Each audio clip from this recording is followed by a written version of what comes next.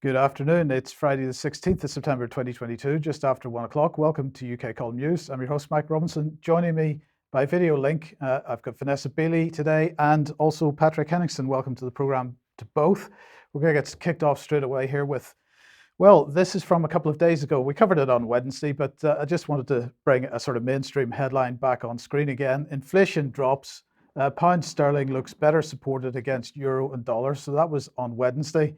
Unfortunately, the headline today, 2 days later, is sterling falls against dollar and euro as UK retail sales crumble. And the pound against the dollar fell 0.6% to 114, and the pound against the euro was down 0.33% to 114. The pound was its weakest level against the euro since February 2021, says this report in UK Investor, and lowest against the dollar since 1985.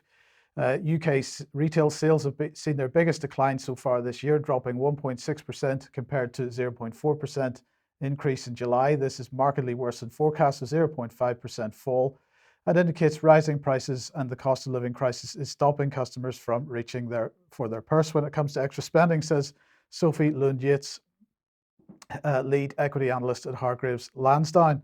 Okay, so in 2 days, that's what's happened. But the question is, who is at fault for it? Or is it really anything to do with retail sales? I'm sure retail sales have fallen. I'm sure the figures are correct. But at the end of the day, it's much more likely to be as a result of the activities of the Bank of England. Unfortunately, they were supposed to have a monetary policy committee meeting yesterday, but they decided not to have that in light of the period of national mourning now being observed in the United Kingdom. They tweeted out the September 2022 meeting of the Monetary Policy Committee has been postponed for a period of 1 week. The committee's decision will be announced at 12 noon on the 22nd of September. But in the meantime, they're also tweeting out things like this, that global supply constraints have been a key driver of inflation, nothing to do with money printing and money availability expansion and hundreds of billions of pounds being spent on bailouts for energy companies, nothing to do with that whatsoever. And in fact, many of the major financial institutions now saying that the Bank of England is part of the problem here because they're not raising interest rates fast enough, as if that was going to make any difference. So Patrick, let me welcome you to the programme. Because we're going to have a look at what Joe Biden's been doing with inflation at the moment. And in fact, right at the very end of the program, we're going to be talking a little bit more about energy crisis and so on.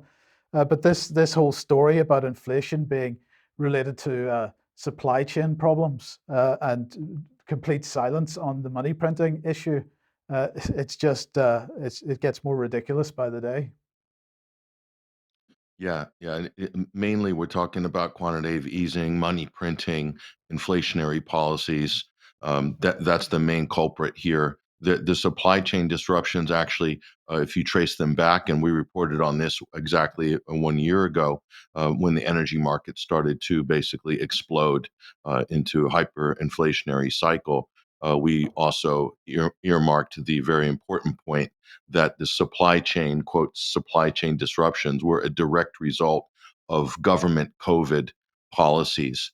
Not only border closures, staff were being furloughed, people were not coming to work because of COVID testing and quarantining and things like this. Then the vaccine mandates, all of these things helped to create the force multiplier of disruptions, along with the massive money printing. So it's absolutely a perfect storm. And again, all of these are government policies, not acts of God or nature.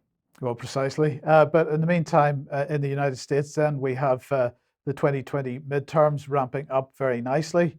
Your graphic here is saying spin everything because, of course, the Inflation Reduction Act is something that Biden has been pushing as being a solution to all these inflation problems.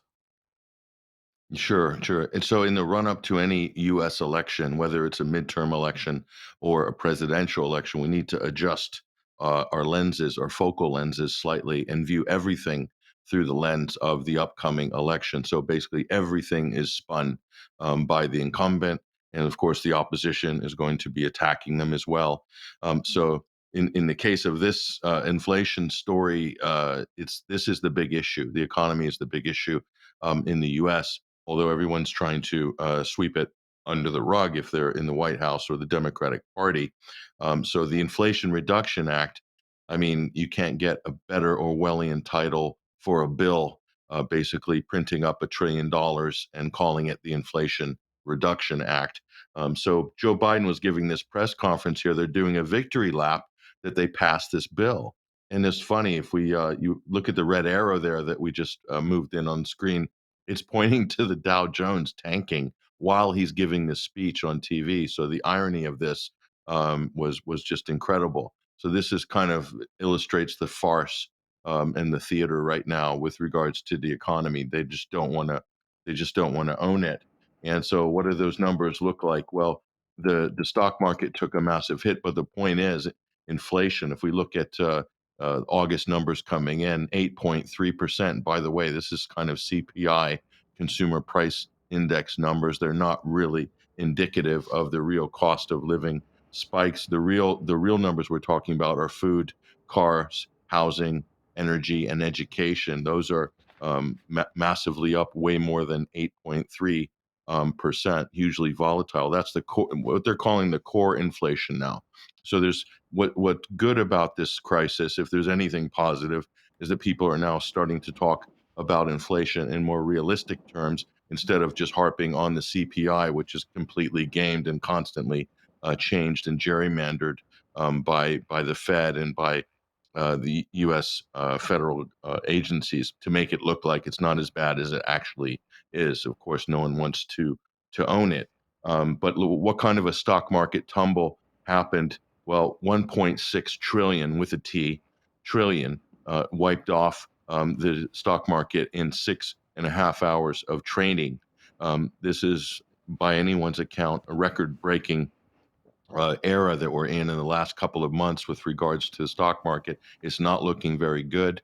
If you combine inflation and the stagnation in the economy, you have that horrible term that everybody is afraid of, which is stagflation. And we're well and truly in that. And this has all the hallmarks of a protracted recession. So, but the denials continue. And so the White House press secretary, we just have a clip here of how she was trying to defend the administration's economic policies and taking action against this inflationary problem in the run-up to the midterms. Listen to, Karine Jean-Pierre. Data, the inflation data, we're seeing more progress bringing global inflation down in the U.S. economy, as I just stated moments ago. Overall, prices have been essentially flat in our country these last 2 months. That is welcome news for American families, with more work still to do. Yeah, right. So all's well. There's no problems. Inflation is flattened out, according to the White House press secretary. Of course, all the numbers are saying something completely different in reality. So this is the sort of disconnect on a day-to-day basis that's the American political scene right now. And we'll also add another little highlight reel here of other Democratic luminaries and leading politicians and pundits over the last year or so, when everybody was raising the alarm about this is just not sustainable, printing up trillions of dollars in COVID relief, paying people not to work, paying people to stay at home, paying businesses to keep shut down, and all of the other sort of pork that was handed out during the so-called global pandemic. And this is what all of the political heads were saying a year and a half ago, when other people were raising the alarm, saying this is a serious problem coming down the road. But go ahead and roll this one. Doubt that we're going to see an inflationary cycle. Most economic analysts believe that it will have a temporary or transitory impact. The faster than expected increase in some of those prices is actually a good sign. The overwhelming consensus is going to pop up a little bit and then go back down. No one's talking about this great, This is something that will settle down. Transitory. And the data shows that most of the price increases we've seen were expected and are expected to be temporary. There's nobody suggesting there's unchecked inflation on the way. It's highly unlikely there's going to be long-term inflation that's going to get out of hand. I don't know anybody who's worried about inflation. And we got a note there, Patrick, that was very much the message from the Bank of England over the last 18 months as well. Yeah, so I mean, I think we can safely compare a lot of the things that are happening in the U.S. economy to the U.K. economy, and more broadly to Europe as well. But in a lot of the same areas are getting hit hard. So the same sort of policies were enacted over the last 3 years, whether it be COVID relief, QE, or sanctions against Russia, or green energy policies. All these things have been pretty much synonymous across the Atlantic. So we can generalize that some of the same problems the U.S. is having, the causes of this inflationary cycle, are also the same in the U.K. But in the U.K., maybe there's some slight differences as to which areas are going to be hit the most. The energy sector in the U.S., in terms of the retail side, what people are paying, it's not as big of a shock, or it's not, sort of tripled and quadrupled as it has in the UK and in some parts of Europe. So because the U.S. Produces more of its own energy, that there still is a problem there, and it has spiked. There isn't massive inflation there and manipulations in the market, but it's not nearly what UK consumers are facing this winter. Yes. Okay. Right. Thanks for that, Patrick. Now let's come back to the UK. And this morning, these two MPs, plus a couple of others, decided to push out a letter. In this case, to the Speaker of the House of Commons, but also to the Foreign Secretary, basically saying how concerned they are that China is going to be allowed to attend the Queen's funeral. And really, it shouldn't be allowed because of Xinjiang and the absolute disgrace that is Xinjiang. So, no Chinese, please. We don't want any of them there. Well, in fact, Xi Jinping, although he was invited, I believe is not going to, or at least had no intention of coming, but his vice president was expected to attend the funeral. Well, here is Ian Duncan Smith, very pleased this morning. Chinese delegation barred from viewing Queen Elizabeth's coffin in Parliament. Speaker Lindsay Hoyle said it was inappropriate for Jiang to meet on the Commons estate and in our place of work when his country has imposed sanctions against some of our members. But the main problem was the Xinjiang issue.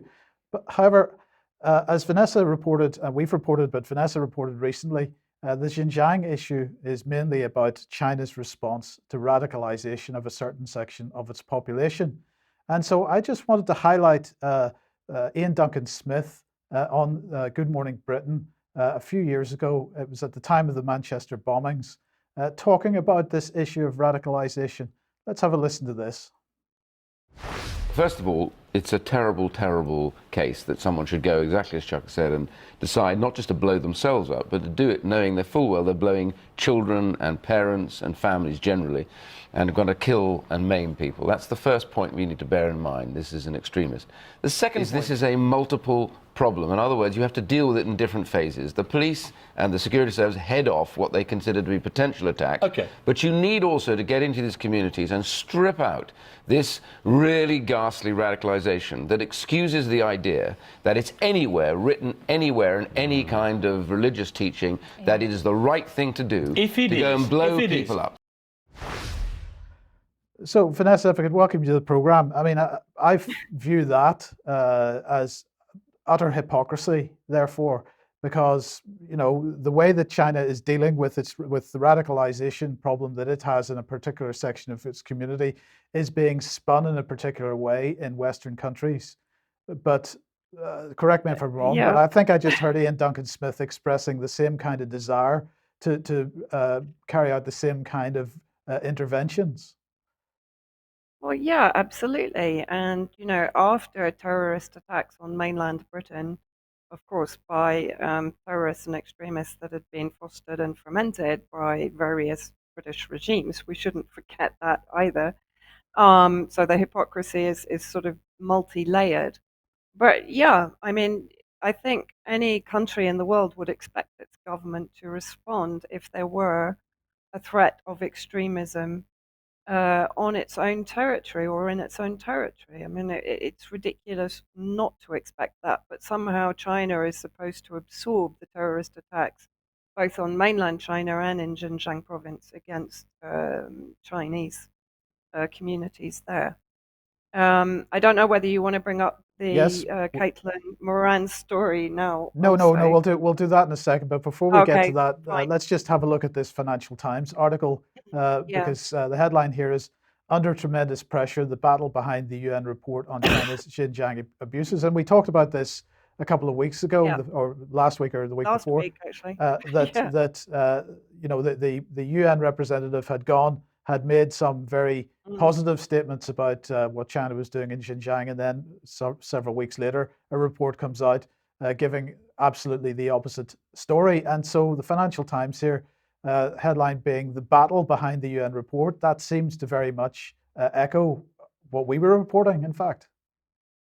Well, yeah, and also what we were speculating. If you remember, I compared it to the corrupted OPCW report over the alleged Duma chemical weapon attacks that led to French, British, and American unlawful aggression against Syrians, against Damascus, and the silencing of the inspectors who formed part of the investigative team, who are effectively dissidents challenging the OPCW final report. And we said on UK column that this is a very similar situation. And when you actually read the text of the Financial Times article, so let's come to this excerpt.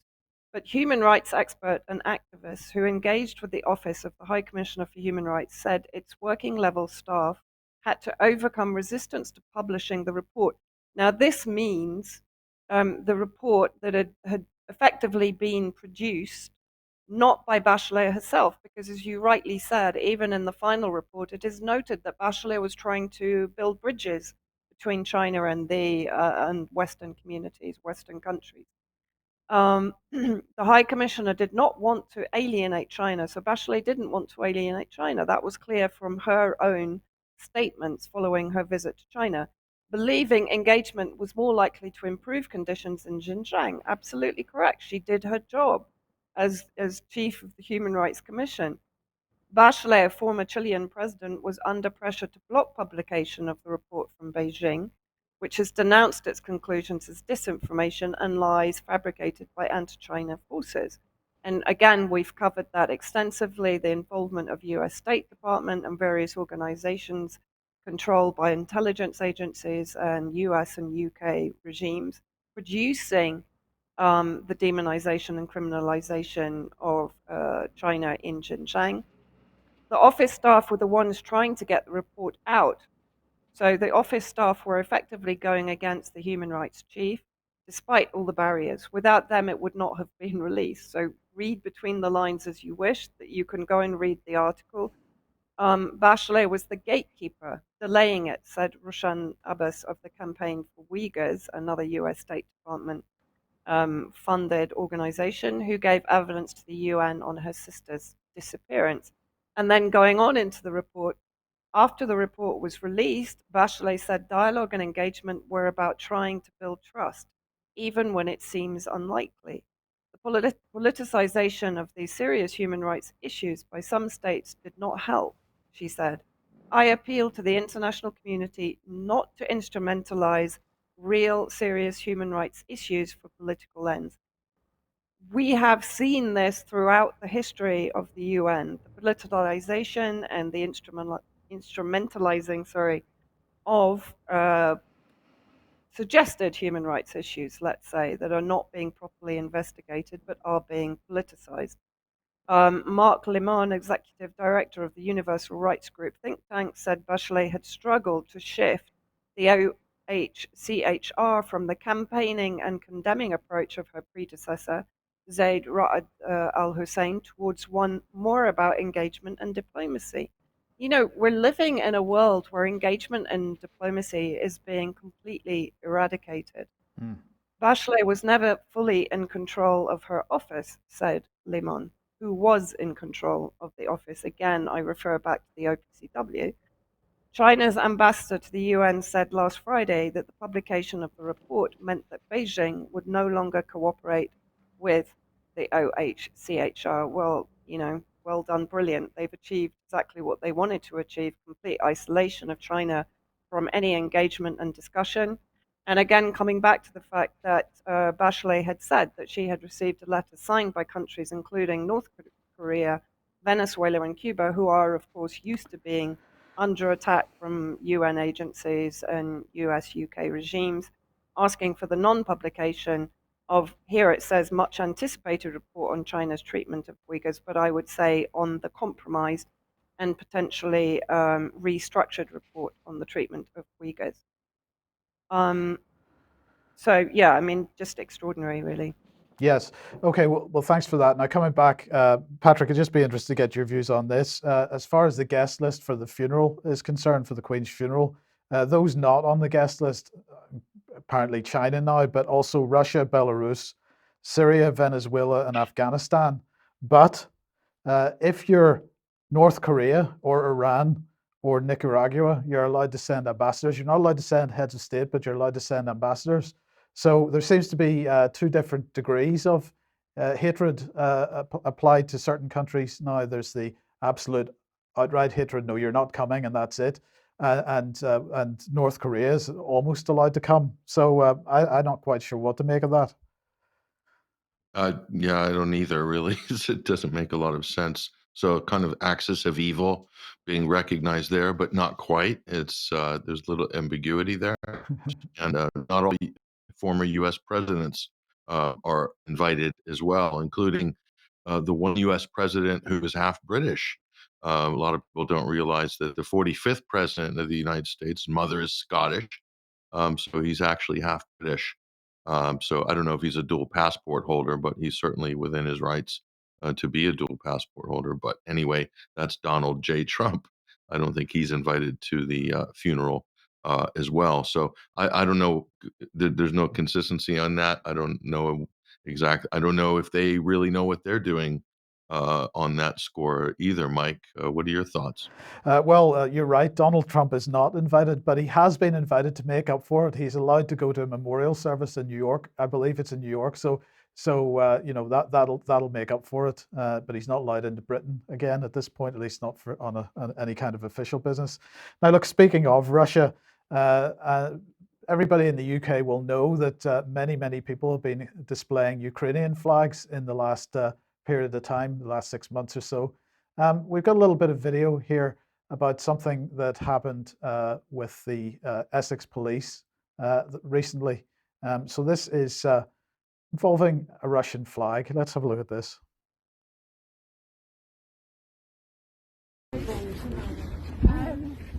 Obviously, I know there's no issues you being here with the protests and stuff. I know you're here quite a lot. The issue is the flags, I'll be perfectly honest. Which is obviously... So it's the flags again? It's the flags, right. Yeah.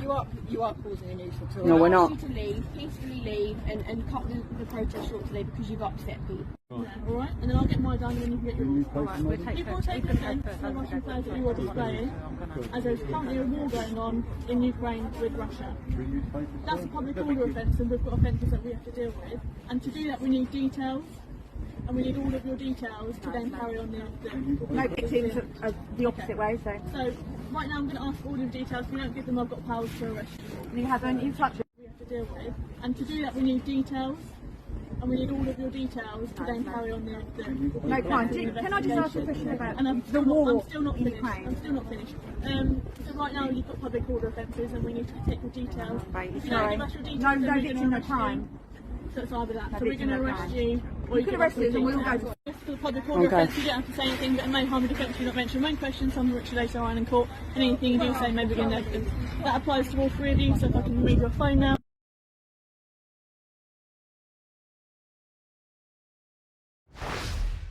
So that's that. Vanessa, what are your thoughts on this, first of all? Because, I mean, it seems to me that that is the police now being deployed in order to censor people, no freedom of speech.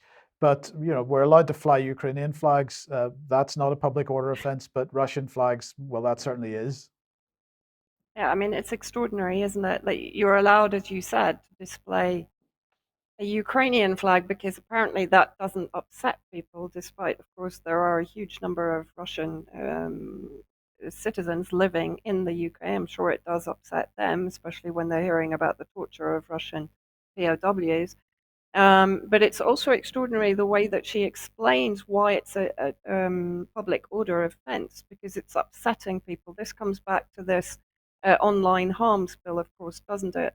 And also the fact, as we talked about this morning, Mike, that she does appear to have Ukrainian colours on her uniform. You explained to me that it's the blue of the taser and the yellow of the It's the yellow of the taser and the blue of their badges, of course. Sorry, but, yeah. But it's a strange coincidence, of course, that the yellow is very similar to the Ukrainian flag yellow. I'm sure that's just a coincidence. But what is absolutely extraordinary here is there has never been any objection to the US flag being held in the streets of the UK, though the US has effectively destroyed the majority of the planet through the wars that it's waged against sovereign nations for decades, right? That surely has upset quite a few people, but they're not Ukrainians, they're not blue-eyed, they're not blonde, they're not like us. And the fact that she excuses it by saying there is a war going on, and then she kind of comes up with between Russia and Ukraine. So it's quite clear here that they are taking sides. Why are they taking sides? It's not of course it is the UK's war, because effectively the UK regime is part of the starting of this war as a NATO member state. But that is being completely omitted from any discussion. I mean, I just find it absolutely despicable that British police are behaving in this way. I know we shouldn't be surprised, but where's the Bobby on the bicycle that we all grew up with, or I did anyway? Yeah. Yeah. It's horrifying. Yes, these are good questions. Patrick, I'm not sure whether that's the first time you've seen that, but what are your thoughts? So that pretty much is a signal, as good a signal as any, that that's absolutely base fascism. The police are out there enforcing a political line on the street, basically.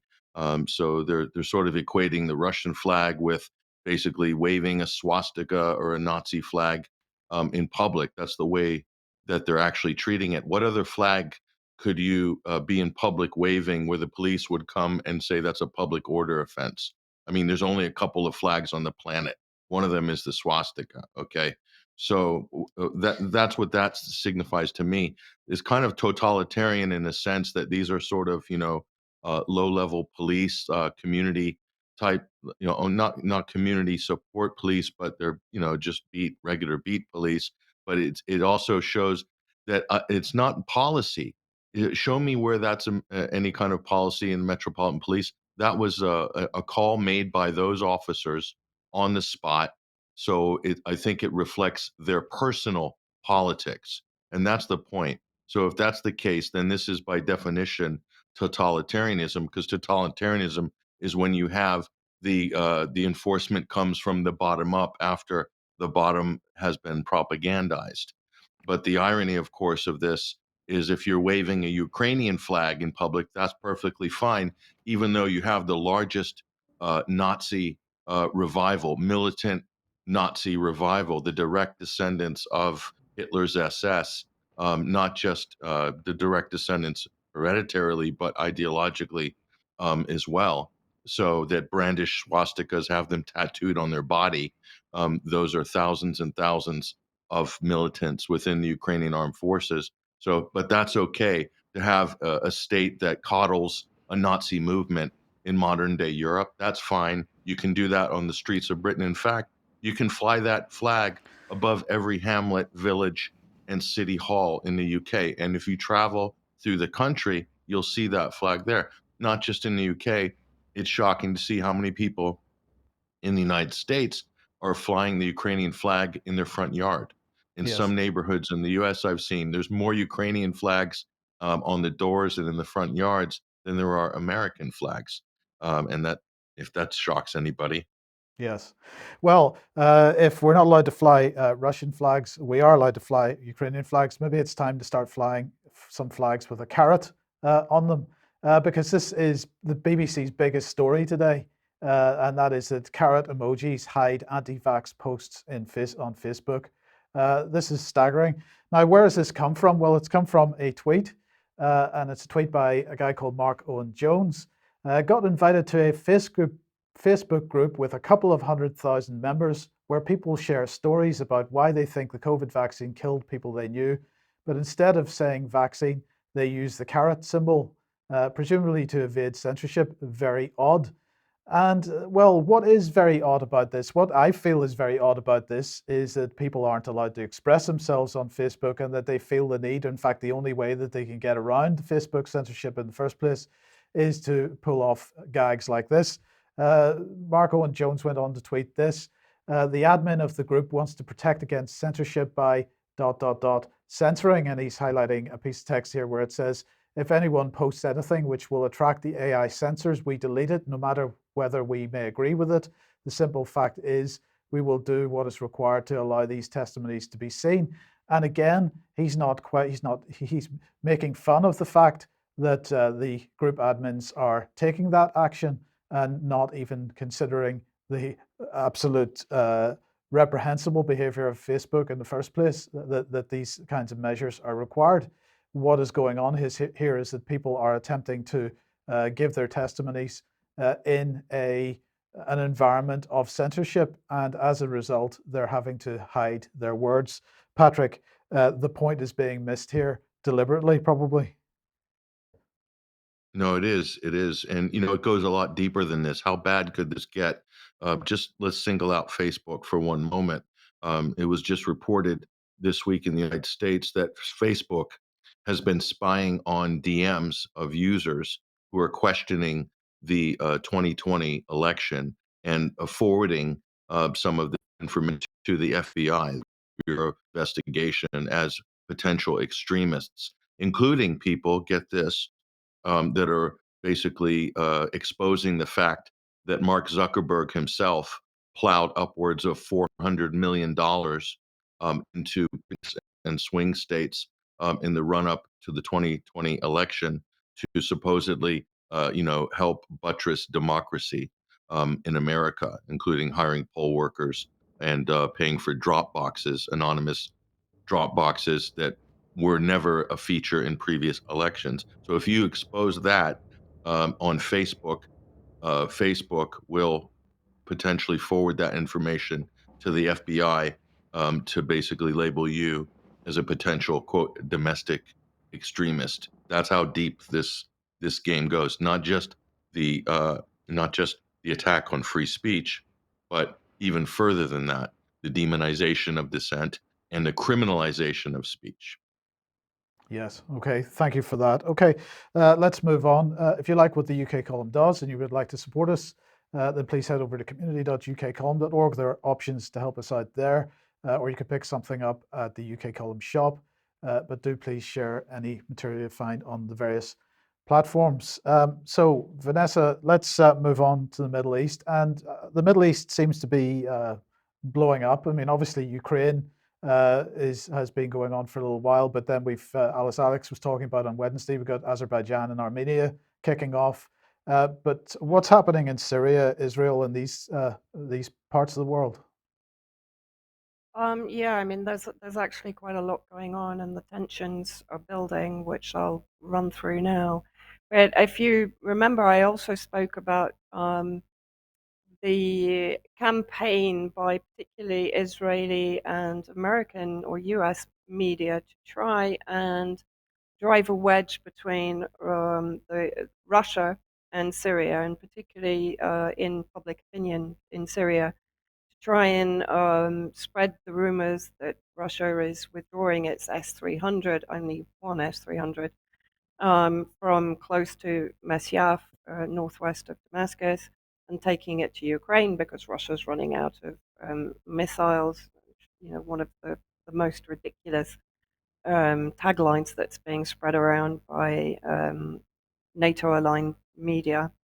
So I just wanted, first of all, to show an operation that is ongoing in the north of Syria. This is in northwest Syria. It's a video showing the collaboration between Russia and Syria to really start taking out the terrorist, and by terrorist, of course, I'm talking about Al Qaeda and various affiliates, including Chinese Uyghurs and Chechen terrorists and Saudis and Afghanis. A huge degree of foreign mercenaries, of course, are fighting amongst the extremist elements that are controlling the northwest, particularly Idlib and up to the Turkish border. So the first video just shows a recent Russian-Syrian campaign to take out terrorist headquarters, drone manufacturing sites, and training grounds. Okay, so so what we're seeing on screen was drones on the ground being pulled out of vans, and well, now we're seeing the Russians destroying those. So Yeah, exactly. yes, okay, So and it's an artillery and an air campaign to basically. So basically, this has been ongoing for some time now, and of course, it's not being picked up by the media that is trying to demonstrate that Russia is abandoning Syria. And of course, this is having a knock-on effect on Syrian public opinion. I can't deny that, because they are being misled, as they were in the beginning of the war, by Israeli Gulf and Western media. But this was just to demonstrate, even to Western audiences, that Russia is committed to the annihilation of terrorist elements inside Syria. And as I said, similar operations are ongoing but are more low key in the northeast, where the US is occupying oil resources. So now, what I want to come to and talk about, because this week is actually a very critical time for the potential confrontation between Hezbollah and Israel over the Karish gas drilling in what is disputed maritime borders. Hezbollah will say it's in occupied Palestinian waters. Of course, the UN and Israel are disputing that.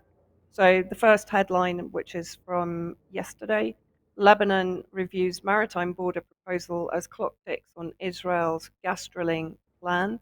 The US and France are, of course, pushing for an agreement to be reached before October in the hopes of softening a major fuel crisis battering the West. So that gives you an introduction into what this crisis is about, because, of course, with the loss of Russian supplies, they are now focusing on the supply from the Palestinian waters to alleviate the pressure, particularly one assumes, on the EU.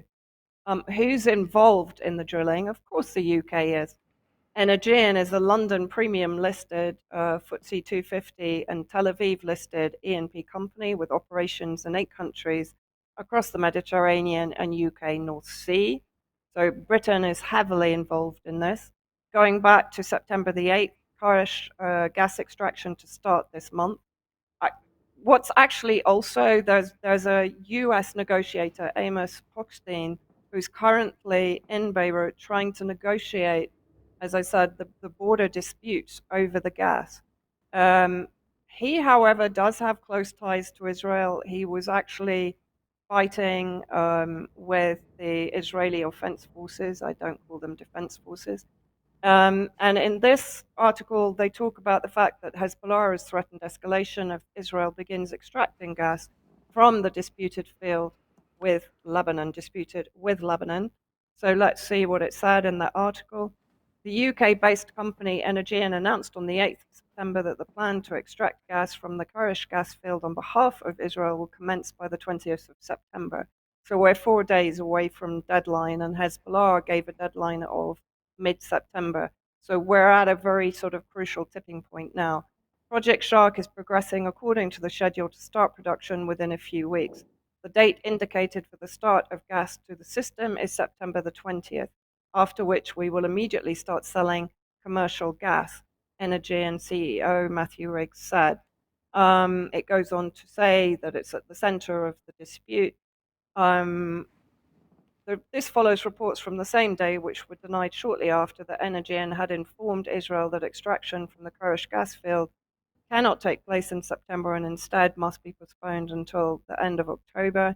There are also rumors that Israel itself is trying to delay it until after the elections in November because it is worried about an escalation with Hezbollah. The Hezbollah that they face now is not the Hezbollah that they faced and were defeated by in 2006. Going back to July, the end of July 2022, Hezbollah releases video of Kurdish gas rigs on the same day as the US negotiator visits Lebanon. And the Hezbollah chief warned that if extraction starts in September before Lebanon can acquire its rights, a confrontation is certain to happen. And in this particular report, a video was shown detailing the British ships in particular being in the crosshairs of Hezbollah's ground-to-sea missiles. Syed Nasrallah, no Israeli target at sea, and one presumes no UK target at sea. At sea, land resistances or precision missiles cannot reach, so that was a clear threat on July the 25th. But what is this coinciding with? On September the 12th, so 4 days ago, Defense Minister Benny Gantz, Israeli Defense Minister Benny Gantz, speaks at a Jerusalem Post conference in New York. And what does he speak about? Now, bear in mind, the attacks on Syria have been escalating and intensifying.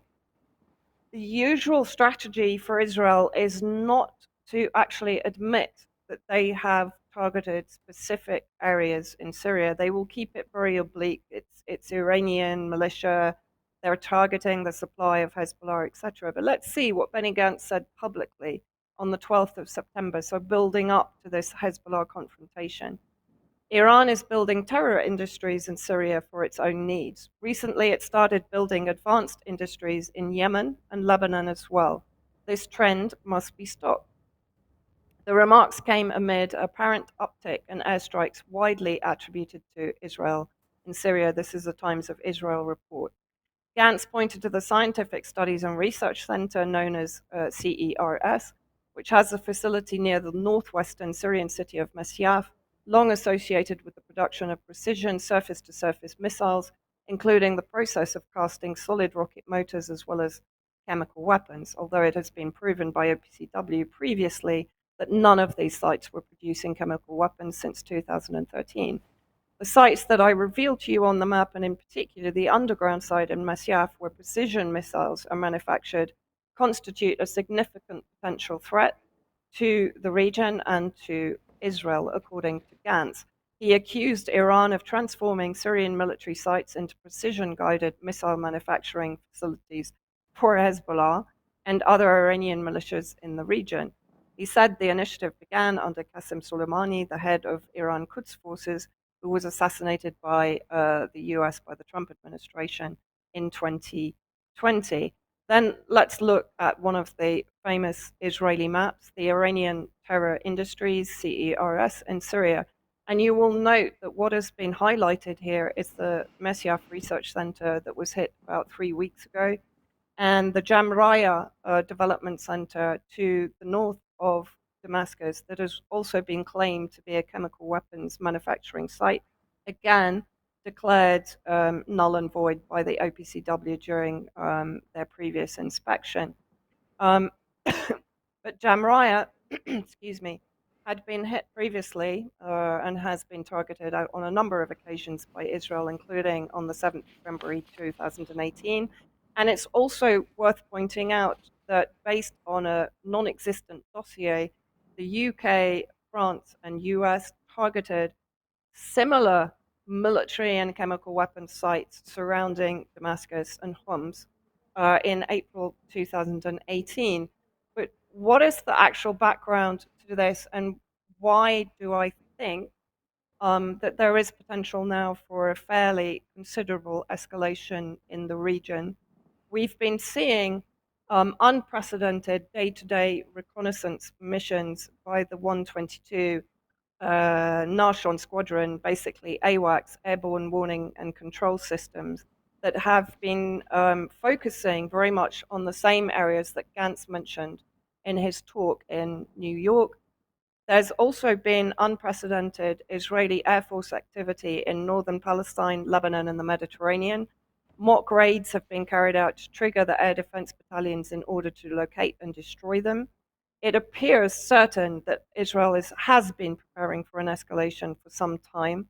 Israel knows that its war between war strategy is not working. That was effectively based on weakening the resistance axis. That has failed dismally. If anything, it has been strengthened.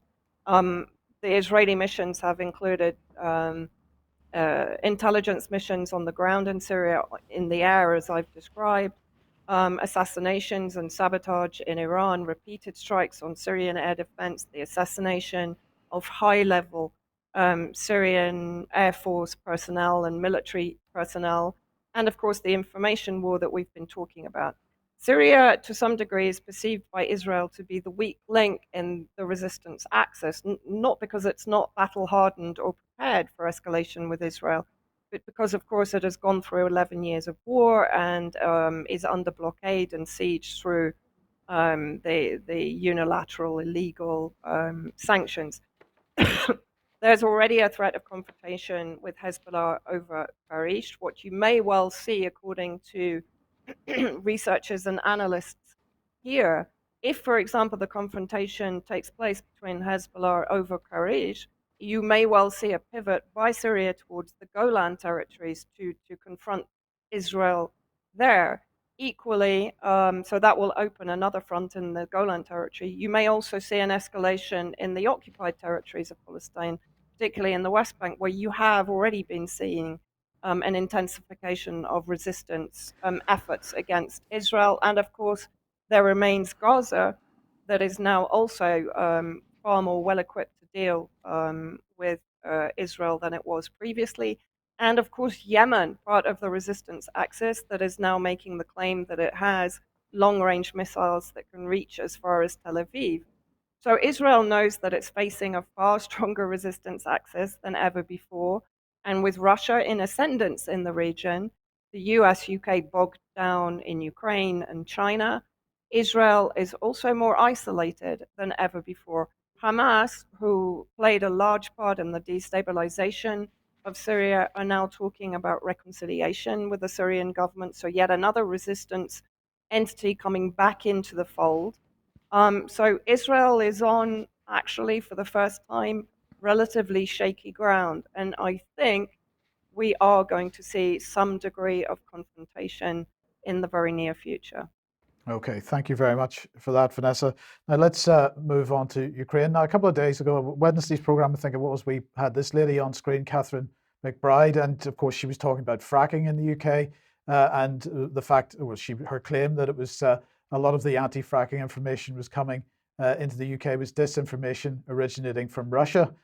Well, in fact, the point we made was that the source of that claim was Anders Fogh Rasmussen, the former NATO Secretary General.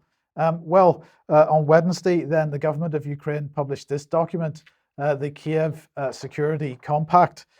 This is an effort really to get the proxy war, the participants in the proxy war, more directly engaged and more obviously directly engaged. So let's have a look and see what they're saying here. The Kiev Security Compact will fulfill this purpose by mobilizing the necessary political, financial, military, and diplomatic resources for Ukraine's self-defense. The compact will consist of a joint strategic partnership document co-signed by guarantor states and Ukraine, as well as bilateral agreements between Ukraine and guarantor states. So who are these guarantor states? Well, the list that they've come up with is the US, the UK, Canada, Poland, Italy, Germany, France, Australia, Turkey, and Nordic, Baltic, Central and Eastern European countries.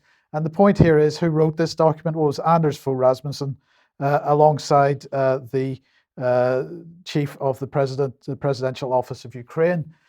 So it goes on to say a broader group of international partners, including Japan, South Korea, amongst others, should also support a set of non-military guarantees based on sanctions.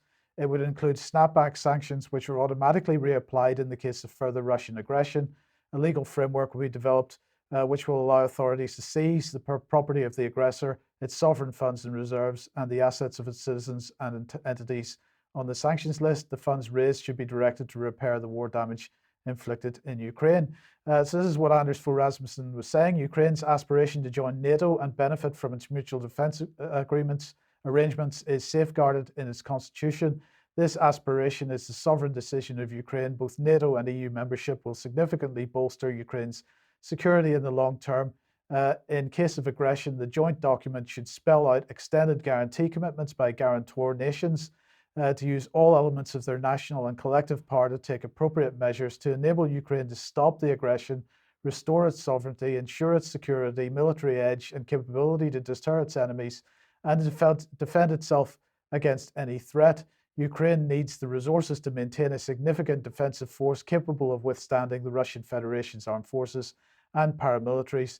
This requires a multi-decade effort of sustained investment in Ukraine's defense industrial base, scalable weapons transfers and intelligence support from allies, intensive training missions and joint exercises under the European Union and NATO flags. So European Defence Union, absolutely at the core of this, NATO flag as well. So what was Russia's response? Well, this was Maria Zakharova. This compact, these so-called working groups would get EU countries caught in such a knot, tying their hands so that they would end up hellishly enslaved and subsequently never restore their economic growth and development, nor even their former glory for that matter as well. So economic disaster for the West if we get involved in this. But Dmitry Medvedev was even stronger. The Kiev Camarilla has given birth to a project of security guarantees, which are essentially a prologue to a Third World War. It is equivalent to applying Article 5 of the North Atlantic Pact to Ukraine. It directly concerns NATO's hybrid war with Russia. If these half-wits go ahead with the rampant pumping of the most dangerous types of weapons to the Kiev regime, then sooner or later the military campaign will achieve another level. Well, what other level was he talking about? Maybe we get a clue from Ukrinform. This is a news publication in Ukraine. And they had a headline from a few days ago, Prospects for Running a Military Campaign in 2023, Ukraine's Perspective. And this was written by General Beeley Zaluzhny, Commander-in-Chief of the Armed Forces of Ukraine. He said it's hard to imagine that even nuclear strikes will allow Russia to break Ukraine's will to resist, but the threat that will emerge for the whole of Europe cannot be ignored. The possibility of direct involvement of the world's leading powers in a limited nuclear conflict, bringing closer the prospect of World War III, cannot be completely ruled out either.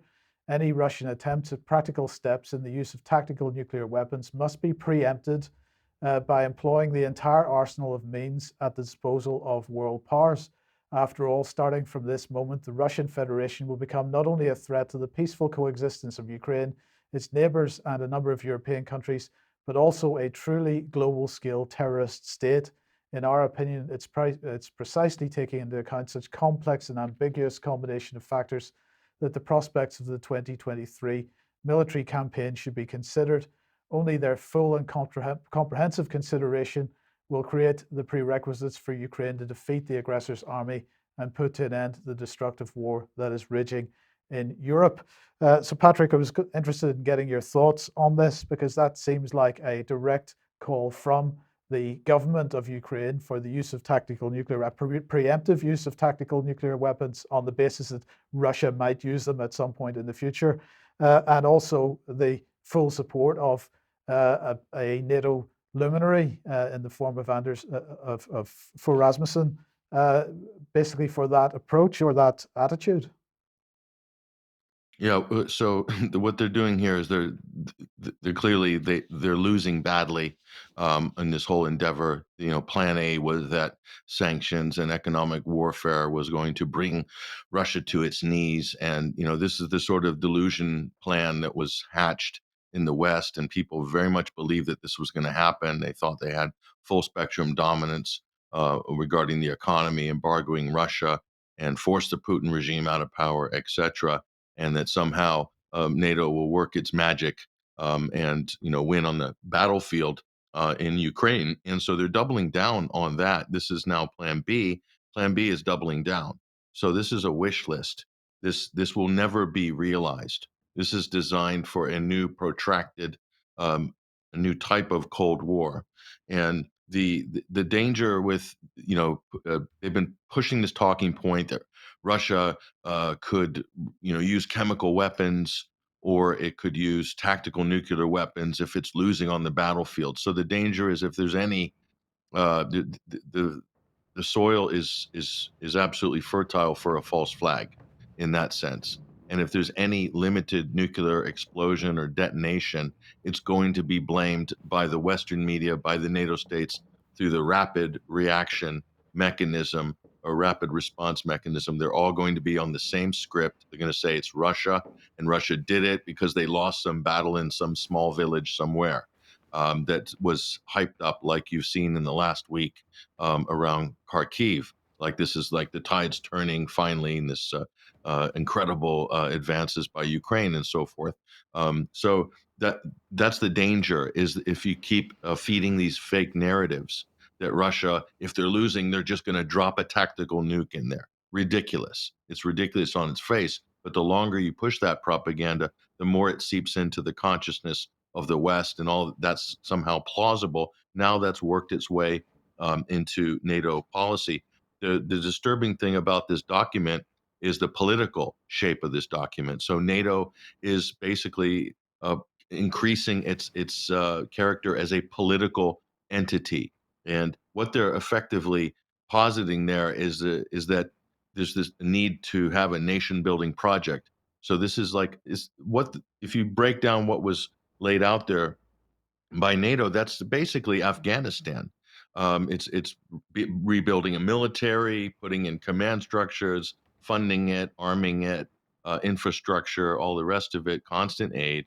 So it's in Afghanistan, but on Europe's doorstep with this kind of new Cold War paradigm attached to it. So that's what I see. But the main point of this is it has to drag on as long as possible, because at the end of the day, whether these things actually happen, a direct military confrontation, that may or may not happen. It might not be in the calculus of NATO or the West to actually make that happen. But what's definitely in the calculus of the West and NATO is to drag this on for years, as long as possible, decades long, to create this paradigm.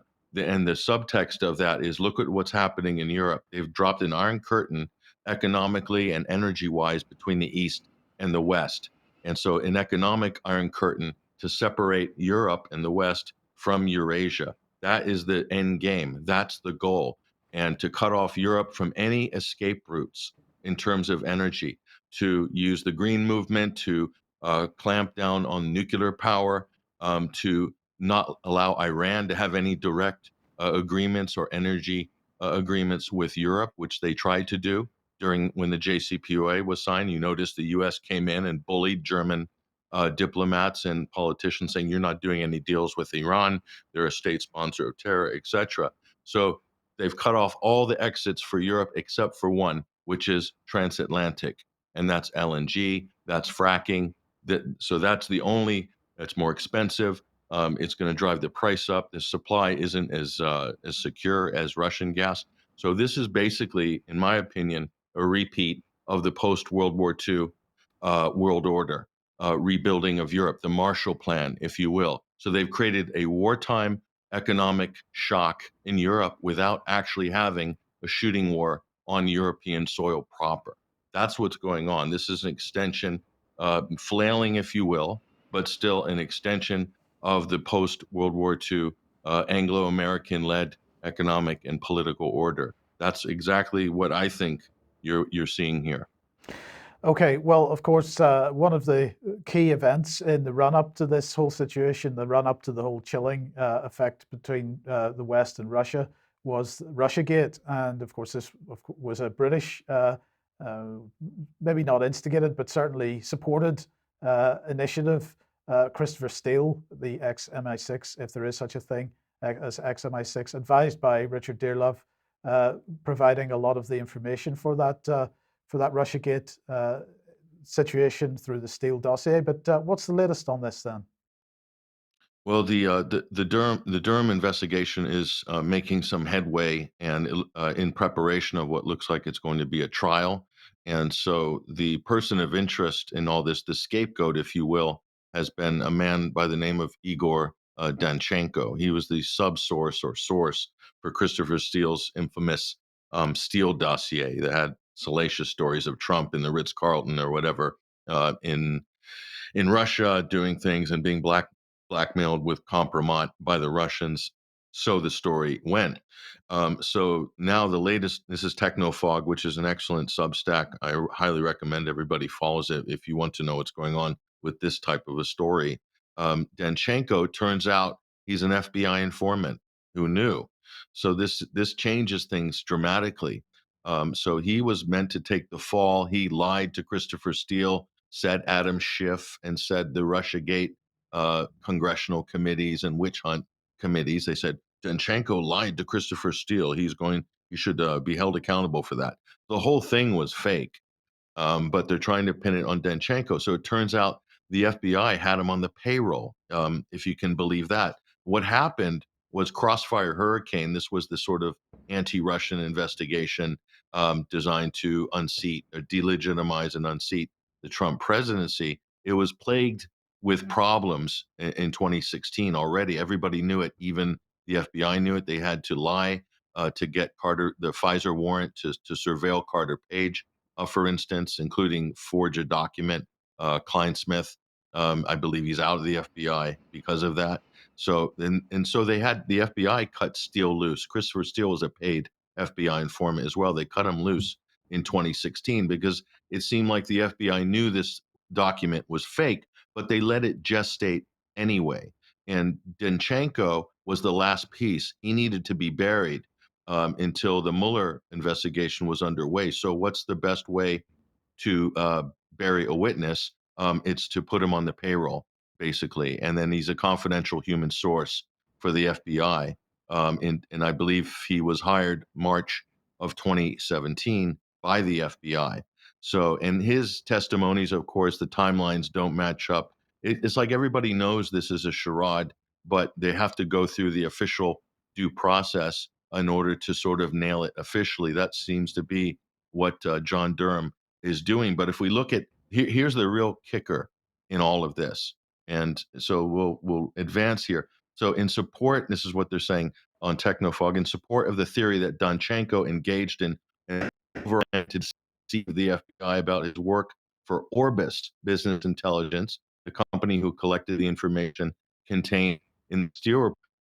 Durham also plans to introduce evidence that Danchenko on multiple occasions communicated and emailed with, among others, Charles Dolan. This is a bigwig Democrat executive type connected with the Clintons regarding his work for Christopher Steele and Orbis Business Intelligence. And further to that, evidence that proves Dolan, this high-level Democrat, was aware of Danchenko's reporting, was part of a related project against Trump, and that this work was being done on behalf of Steele and Orbis.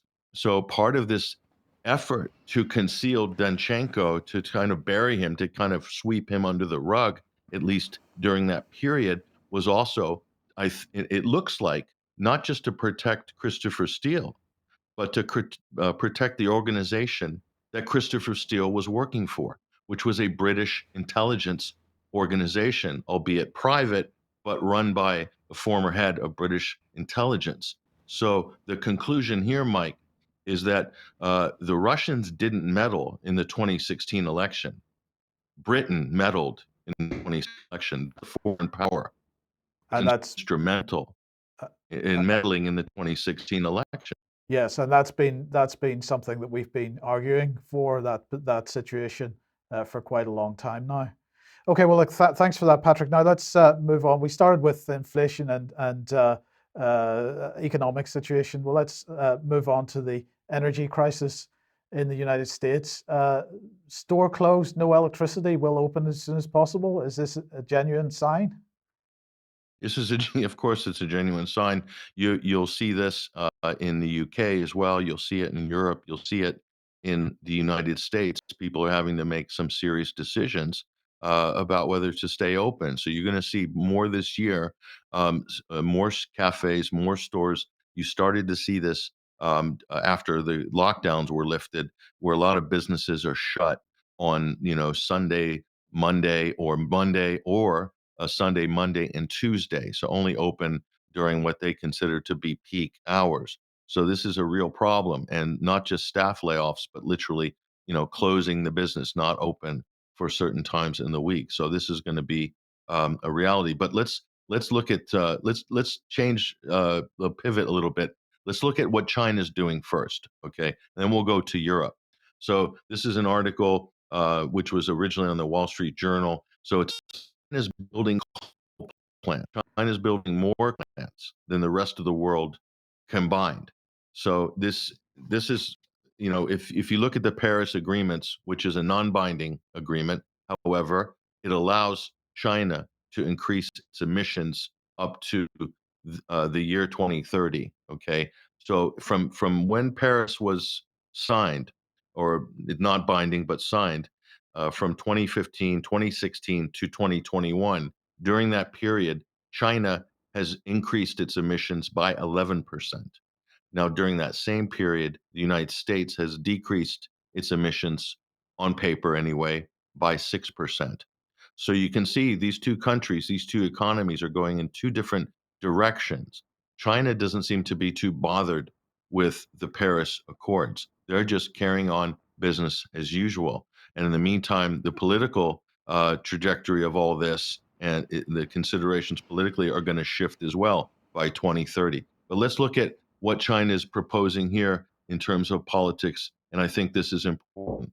President this is what he said recently, and this is official Chinese policy. We can't be detached from reality.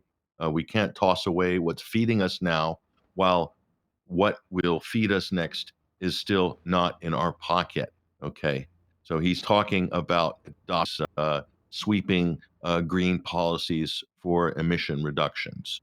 So Paris Accords, basically. And further to that, any concessions on climate will require U.S. concessions on Chinese priorities such as Taiwan, trade policy, and human rights. So China is effectively kind of holding the West hostage on this and saying this is now up for negotiations. This is what we're putting on the table with regards to any compliance or cooperation with this kind of global Green New Deal or net zero carbon goals, or UN Sustainable Development Goals. Quite frankly, that's pretty much the same thing is what we're talking about here. And then lastly, and this is important, our cooperation on climate change cannot be divorced from the overall situation of U.S. and China relations. So all the war hawks that are basically being tough on China, and now the Democrats are being tough on China. You saw Nancy Pelosi jetting in to Taiwan to much fanfare, effectively provoking the Chinese, challenging the one China policy that's been the mainstay of U.S. Policy on China and diplomacy for many, many decades. So now Beijing is basically saying, yes, okay, we're putting this caveat in, and we want to cooperate on climate change. Well, you're going to have to cooperate with us on foreign policy. So I don't see any daylight here for the West with China. I really don't. China's taken a sovereign position. They're putting their foot down squarely on this. There's room for maneuver. I don't know if you have any thoughts on this, Mike, before we turn to Europe. No, I think you've hit the nail on the head there. I always come back to the types of language that China was using a number of years ago with respect. I mean, they effectively invited the West to get directly involved in the Belt and Road, and not only did we not do that, we basically started the war drums beating. So it's looking like China is starting to draw its lines in the sand, and I think I'm surprised. The only surprise here is that it's taken them this long to do it. Yeah, and not only that, you've got long-range pipeline projects with Russia. They just announced that this week, and a lot of these other announcements are coming out through the Shanghai Cooperation Organization. So what does that mean? There's long-range investment, long-term investment in energy infrastructure, connecting Eurasia up, and that's very, very important. You don't see that kind of long-range investment going with hydrocarbons in the West. You see the opposite. Certainly nothing in Europe. I mean, they're struggling to get an LNG conversion plant up and running in Germany. You know, they're having to use the one in Poland, and they ship it back to Germany as in the form of gas. So, like the infrastructure in Europe is completely woeful. For hydrocarbons, because everyone's been sucked into this green energy boondoggle. So Eurasia's just getting on with business. So China will have needs met either through coal domestically. They'll import coal. Russia's potentially the world's biggest exporter of coal, in addition to natural gas and oil. But what is the thing that Russia lost in terms of European trade? It's going to replace with Chinese and Asian trade.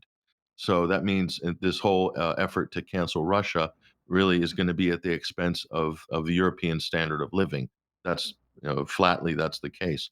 So now looking at the EU, soaring energy costs leave households fearing for the winter. So this is triggering emergency measures by the EU. We talked about this last week and in previous programs. So this is now being formalized, what we said before. So the EU here, this is Reuters, the EU is proposing windfall levies, notice the term, windfall levies, on energy firms to ease price pain. That's the plan from the European executive. How practical is this, though? Do we have any precedents for this? We do have a precedent for it, but it's not what people think. So this is Ursula von der Leyen here, and basically unveiling the EU executive. Notice the term EU executive, unelected executive, plans to skim off. Those are my words, by the way. This isn't a direct quote. I'm paraphrasing, but plans to skim off more than 140 billion euros from energy firms to, quote, shield consumers from soaring energy prices by confiscating revenues from so-called low-cost energy generators. They're claiming that renewables are low-cost electricity generators. They're not actually low-cost electricity generators, but nonetheless, and making fossil fuel firms share a win in profit. So this all sounds good on paper, but fossil fuels don't consider their profit. Hydrocarbons, they don't consider their profit to be straight up on the balance sheet. They have to be prospecting, drilling, doing geological surveys, building refinery capacities forward. There's a lot of forward investment in hydrocarbons. So they calculate their profits. They might be making hay right now, but they're also planning for lean times if potentially the price drops, or they're not able to get to market with what, obviously there's more competition with renewables somewhat there as well. So further to that, and this is the important, these times profits must be shared. This is direct quote. Profits must be shared and channeled to those who need it most, says Ursula von der Leyen. Do you understand the the weight of that statement?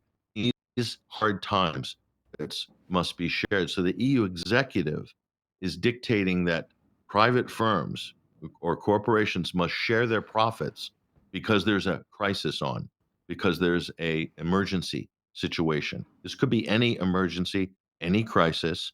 This is a very incredible precedent that's being set. And the precedent that I referred to earlier is it seems to me like you're seeing a type of the beginning of the kind of Sovietization of the EU, or at least the executive is looking at their role in terms of a command and control economic system run by Brussels, where all the corporations must share in their profits. I mean, this can only go in two directions. One is everything will have to be nationalized, and will that be nationalized by respective countries, or will it be nationalized on a EU level?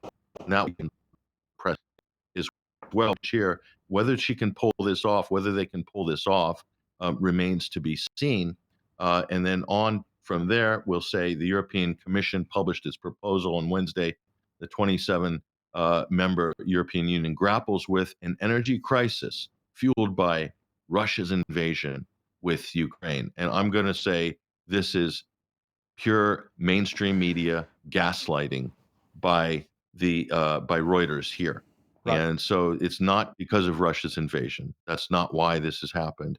And so here's the real reasons, and we'll just reiterate this because I think this is the most important thing for everybody in the UK, for everybody in Europe, and for everybody in North America, in the G7 countries, to fully grapple and understand here. The real reasons for an EU Weimar-style energy inflation are as follows. First is green energy, quote, green energy. It's not green, but nonetheless, green energy and net zero carbon policies. That's one of the first drivers there. Second, maybe the main one in the short term, sanctions, embargo on Russian gas and oil, COVID, quantitative easing, money printing, COVID supply chain disruptions, and then finally, wholesale energy market, the scam of the wholesale energy market, and rampant the speculation that's driving up the price. In other words, the creation of a middleman market that wasn't there 30 years ago is here now. So nobody wants to address the core causes of this crisis. Instead, they want to drain the treasury, print up more money, and increase the hyperinflationary cycles. They're exacerbating the problem and scapegoating Russia to get the public to believe that it's Russia's fault somehow, and then use that animus towards Russia to get the public to approve funneling more money into military endeavors and aid for Ukraine, etc. This whole thing is a recipe for a massive disaster, for a collapse, not just economically, but it could potentially politically destabilize Europe, the UK, and further afield if this continues, because there are no solutions being raised here or presented by any of these politicians at all. They're just dealing with the symptoms. It reminds us a lot of the COVID crisis. We have a huge breakdown and a problem with the way government is talking and acting and doing the business of government. Yeah, okay, brilliant. Thanks for that, Patrick. Well, I'm afraid we're well over time now, so we'll have to end it there. We have a little bit of video to show during Extra, which will put a little humor onto this, hopefully. You but should show it right now. You should yeah, show it right we now. can't. We got to move on. I'm afraid. So only 30 seconds. Well, okay. Well, okay then. Let's just play that out then. This is. Так.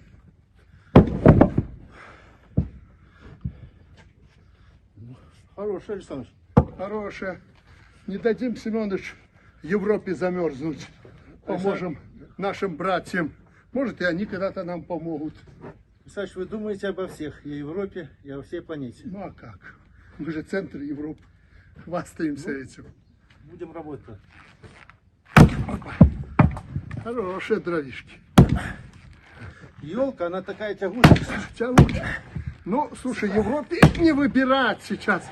Елка, березка. Ну, главное, чтобы тепло было. Да. Жар она дает. Жар дает. Надо подумать, Семенович, как там, чтобы крестьяне, рабочие получили, а не богачи. И главное, чтобы в Польше Дуда и Моровецкий не замерзли. Замерзли? Да, ну что ж. Ну это ж наши соседи. Да, может, одумаются.